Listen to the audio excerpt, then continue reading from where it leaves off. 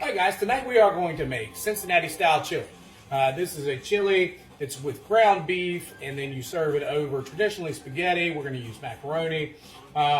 It's a thin sauce, not chunky at all except for the ground beef. Top it with a variety of toppings we'll talk about at the end.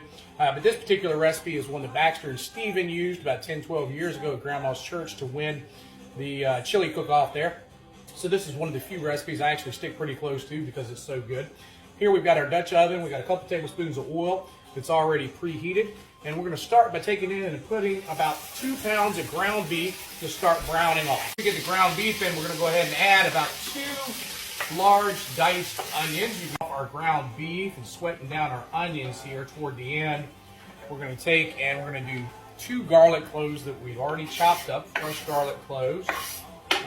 We're also going to go ahead and add our spice mix here. We've got a teaspoon of salt. I'm using sea salt.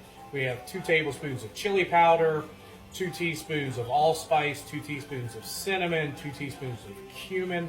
And the secret ingredient to this is cocoa powder. We've got 3 tablespoons of cocoa powder.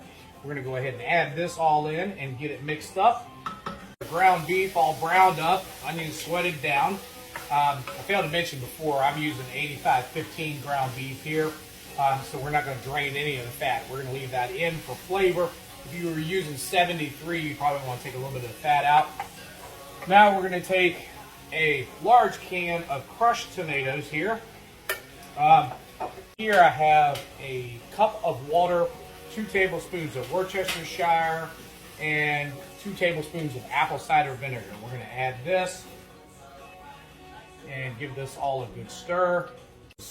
And we're going to reduce our heat down to low, and we're going to let this simmer for about an hour and a half. I failed to mention earlier in the spices is cayenne pepper. This recipe calls for about a teaspoon of cayenne pepper, half teaspoon for a one-time batch.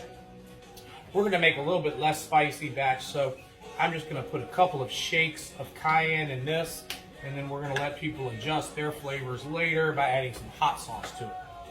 Our chili is now cooked for about an hour, hour and a half. It's all reduced down. The flavors have melted. We're going to take a bowl and we're going to put about a cup of cooked macaroni in the bottom. Again, traditional is spaghetti, but the macaroni is a little bit easier to work with. We're going to put a scoop of chili right on top.